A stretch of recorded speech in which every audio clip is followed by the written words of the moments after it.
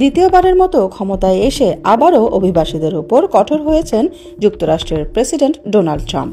চলছে অভিবাসন বিরোধী অভিযান। ট্রাম্পের কঠোর অভিবাসন নীতি ঘোষণার পরে সেখানে শুরু হয়েছে ধরপাকড়।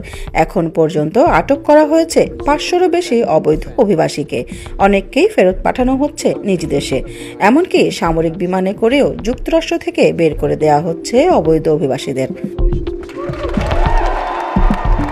মার্কিন সরকারের এসব কর্মকাণ্ডে আতঙ্কিত হয়ে পড়েছেন যুক্তরাষ্ট্রে থাকা অভিবাসীরা।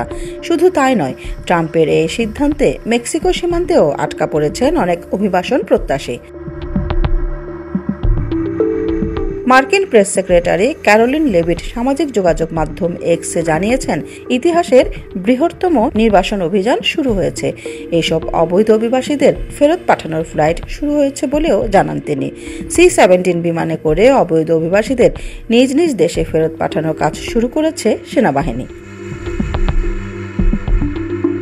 নিউ ইয়র্ক শহরের মেয়র রাস জে বারাকা বলেছেন, যুক্তরাষ্ট্রের অভিবাসন ও কাস্টমসের এজেন্টরা একটি স্থানীয় প্রতিষ্ঠানে অভিযান চালিয়ে নথিপত্রবিহীন নাগরিকদের গ্রেপ্তার করেছে, যা আদালতের অনুমতি ছাড়া করা হয়েছে বলে মনে করেন তিনি।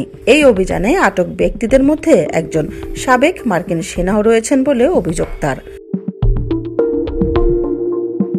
তবে ট্রাম্পের এই কঠোর অভিবাসন নীতির কড়া সমালোচনা করেছেন লস অ্যাঞ্জেলেসবাসী। ট্রাম্পের ক্যালিফোর্নিয়া সফরের সময় বিক্ষোভও করেছেন সেখানকার বাসিন্দারা। এর আগে ট্রাম্প দায়িত্ব নেওয়ার প্রথম দিনেই দক্ষিণ সীমান্তে জাতীয় জরুরি অবস্থা জারি করেন এবং অতিরিক্ত সেনা মোতায়েনেরও ঘোষণা দেন।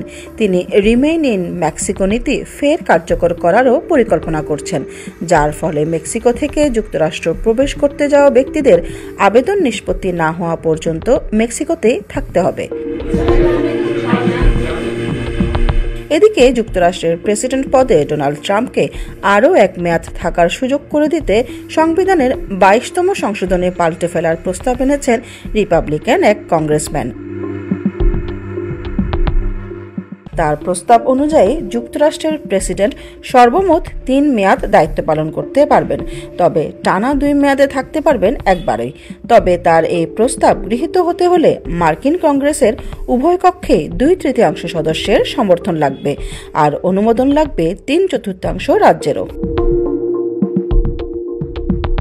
ট্রাম্পের রিপাবলিকানরা এবার কংগ্রেসের 2 কক্ষে সংখ্যাগরিষ্ঠতা পেলেও সংবিধান বদলে ফেলার মতো সদস্য তাদের নেই।